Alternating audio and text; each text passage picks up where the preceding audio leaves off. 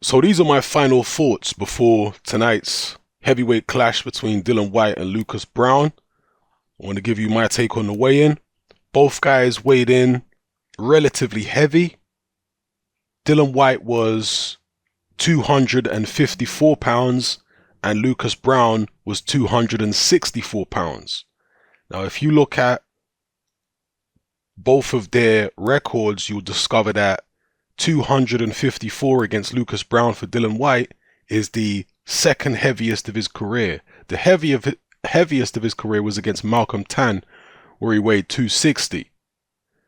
But if you look at some of the performances, his best performances, and I think people would say the Ian Lewison performance was maybe one of his best performances, he weighed 253 against Ian Lewison.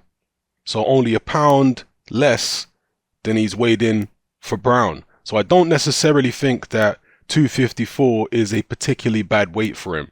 He looks more solid at 254 than he did at 247 when he fought Anthony Joshua. That has to be said. He looks like he's maybe carrying more muscle now than he was when he fought Anthony Joshua. He's still got fat on him, 100%. The guy doesn't have Anthony Joshua genetics to be able to get ripped as easily as Joshua does it. And, you know, some people are going to question his diet and stuff like that, which is fair enough. But the fact is, some people genetically are able to lose fat and retain muscle far more easily than other people are. You can put two people on the exact same diet with the exact same training regime and their bodies will not necessarily react in the same way. Facts. So it is what it is. Dillian Whyte weighs in at 254. Now, Lucas Browne at 264, so he's 10 pounds heavier than Dillian Whyte. This is nowhere near the heaviest of Lucas Browne's career. Lucas Browne has weighed in the 270s before. So 264 here, he's weighed up in the 270s. I think his highest was here, 273, which was very early on in his career. Sorry, 274 in his second professional fight. And as you see, scrolling through, his weight has fluctuated between the 260s. Oh, he was 273 against Eric Bahali as well. I remember that fight. When he's weighing in the 270s, his performances do noticeably dip when he's weighing that high. His best performance, according to a lot of people, was against his best opponent, Ruslan Chagayev, and he weighed 250, which is very, very light for Lucas Browne to weigh 250. As it is at 264, relatively for him, he doesn't look in particularly bad condition at 264. You know, he doesn't look terrible, and neither does Whyte, relatively speaking. Again, neither one of these guys is ever going to be an Anthony Joshua in terms of their physique, but compared to how they've looked, to how both of these guys have looked in the past for fights, they look in relatively good condition. So that's the weigh-in covered. Also, when they faced off at the weigh-in, Lucas Browne said he thinks Dillian Whyte is scared. He said Dillian Whyte was blinking a lot, just looked nervous when he looked into his eyes. I think that when the opening bell goes, none of that will matter. Dillian Whyte has been in with Anthony Joshua, he's been in with Robert Helenius, he's been in with Derek Chisora, etc., etc., etc. If he was going to freeze, if he was going to get scared, he would have done it in one of those fights. With all that being said, this is the first time he's headlined his own show. His own big show anyway. This is a show at the O2. So will there be added pressure because he's the headline act? Will that affect him? That remains to be seen. I suspect not, but we'll find out. One thing Dillian Whyte can't do is try too hard to impress. And I feel like he tried too hard to impress when he fought Robert Helenius in his last fight. He tried too hard to impress. So he needs to stay cool, calm, and collected. That's what I will say. So that's the weigh-in covered. As far as the fight itself, my final prediction hasn't changed. I'm picking Dillian Whyte to win this fight on points. There is the possibility that he could stop Lucas Browne. Dillian Whyte has talked about the fact that Lucas Browne tends to cut quite easily, which is true. So there is the possibility if Dillian Whyte keeps landing his jab and whatnot, that Lucas Browne could pick up some facial damage and Dillian Whyte could win the fight that way. And as I've mentioned, Lucas Browne's chin, I think, is a little questionable. He's definitely got punching power, so that's the equalizer. So if Dillian Whyte has a better chin, that could be cancelled out by the fact that Lucas Browne hits harder than Dillian Whyte. So perhaps they've got the power to hurt each other. But I'm just wondering about Lucas Browne's mindset. Does he believe that Dillian Whyte has got the power to hurt him? Or does he think that he'll just be able to walk through anything Dillian Whyte hits him with? Dillian Whyte, I'm sure, is being told by his coach and his people that Lucas Browne has the power to hurt anybody. So you need to be careful. With that being said, as I say, I'm still sticking with my original prediction that I've had all along. Dillian Whyte to win on points.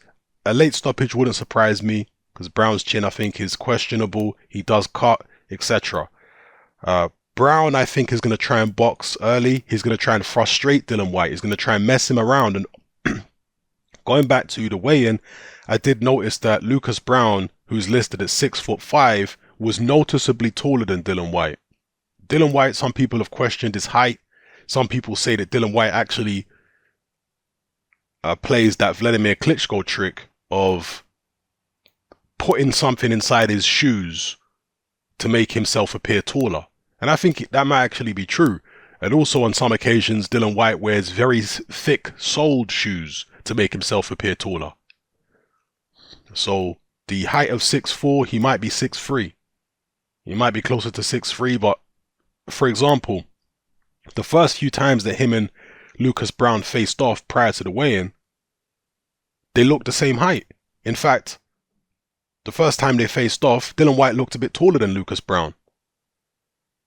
And again, I think it's because Dillian Whyte wears something in his shoes like Vladimir Klitschko has done several times when he's come face to face with guys. He's blatantly had, I think they called them lifts in his shoes to make himself appear taller, to try and intimidate.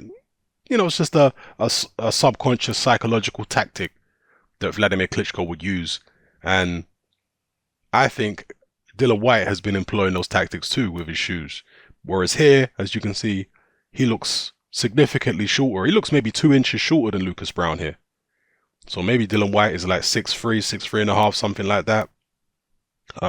And the reason why I bring this up is because I think Lucas Browne is going to attempt to box a little bit early in the fight, and he's going to try and frustrate Dillian Whyte and do to Dillian Whyte what Robert Helenius was doing by moving around, frustrating him, forcing mistakes out of him, and then when Dillian Whyte comes in overeager and over anxious, try and tag him with something. And that's basically what he did, maybe inadvertently to Ruslan Chagayev, because Chagayev was coming forward when he got dropped by Lucas Browne in that fight, if you guys remember. He was coming forward, he was pressing the action in that 10th round, and Lucas Browne uncoiled a tremendous right uppercut, which dropped Ruslan Chagayev heavily. He did get up, but he didn't recover. It was a tremendous punch. Dillian Whyte has to be careful of Lucas Browne trying something similar. He mustn't get frustrated. If Lucas Browne wants to box and keep the fight long and keep it at a slow pace, I think Dillian Whyte should go with it. I don't think Dillian Whyte should push the pace if he's worried about winning by any means necessary and winning as safely as possible, because he's on the brink of a heavyweight title fight. So, you know, he, I think, has to be careful. And if Lucas Browne wants a slow pace, I think Dillian Whyte should go with it. He should just work on his jab, just box him. And if the fight goes 12, it goes 12. Or is it a 10-round fight? Or I think it's a 12-round fight, isn't it? Because it's for the WBC silver. Yeah, it's a 12-round fight. So that's how I think Dillian Whyte should box. And I suspect that's how he will box. Does Lucas Browne have the power to knock Dillian Whyte out? Definitely. I've said previously, and I don't care who thinks it's ridiculous, I believe that Lucas Browne, in terms of one-punch power, is a bigger puncher than Anthony Joshua. And I think in terms of one-punch power, he's a bigger puncher than most heavyweights out there. In fact, there was a common opponent of Lucas Browne and Anthony Joshua. I think it was Paul Butlin. It was one of the journeymen anyway, and he said that Lucas Browne is the hardest puncher he's ever been in with, and that includes Joshua. He's a harder puncher than Joshua and all these guys.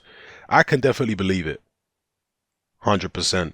So yeah, he's got to be careful. Lucas Browne could knock him out if he catches him clean, definitely. But I just feel Lucas Browne's age, his inactivity, and the fact that he's a pretty crude fighter. Lucas Browne, he doesn't have amazing skills. He's pretty crude. Age, inactivity, he's relatively heavy, and not just the fact that he's been relatively inactive, also the fact that the guy he fought once in 2017, and the guy that he did fight in 2017, Matthew Greer, has got more losses than wins.